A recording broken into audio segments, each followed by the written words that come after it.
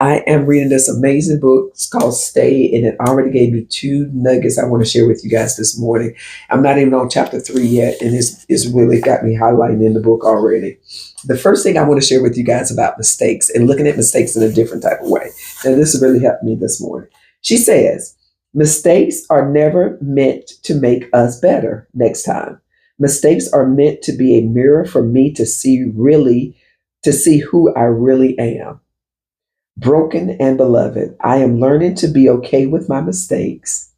They don't define me or determine my worth, but simply direct me to God. Mistakes are not my enemy, but my guide back to Jesus.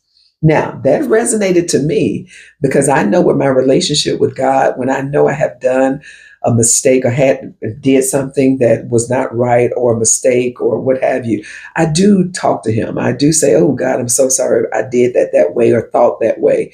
And I do notice in actuality it's bringing me closer to God. So embrace mistakes in a whole different way. Of course, we don't want to make mistakes. We don't. But understand it's part of being human. And it doesn't tell you your worth when you make mistakes. It allows you to have that opportunity to go to God to have him help you. It's one of the most vulnerable places you can be when you recognize you made a mistake. That means you recognize you're not perfect, you're flawed. And in that moment, you can take it upon yourself or you can go to God with it. I love that. I love that. The second one I want to share with you, she talks about failing and failure. And when you embrace failure in a different way, it allows you to have freedom. She told the story of this young child who was getting ready to learn how to ride a bike. And she noticed her brother came out, jumped on the bike with no problem. She's looking all mad, like, I want to ride a bike. I want to learn how to ride this bike.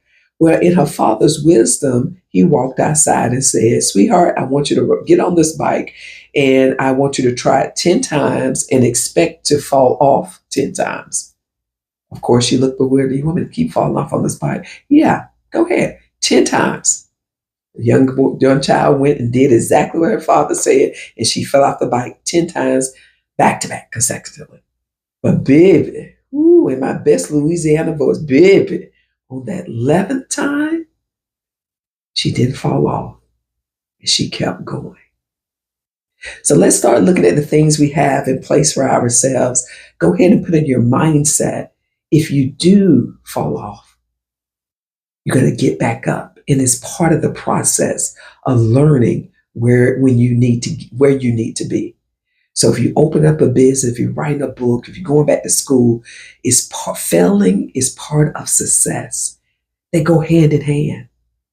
That's a great way to start looking at things. Expect to fail, but it's part of the process, not the end. So remember that story when that young child, baby, on that 11th try, she kept riding and kept riding to the point her father had to yell and call her back. You're going too far. But on your journey, you're going to go as far as God's will for you to do so. I'll leave you guys with that. This is a great book called Stay. And if I find any more gems, I share with you. Until next time, God bless. Bye-bye.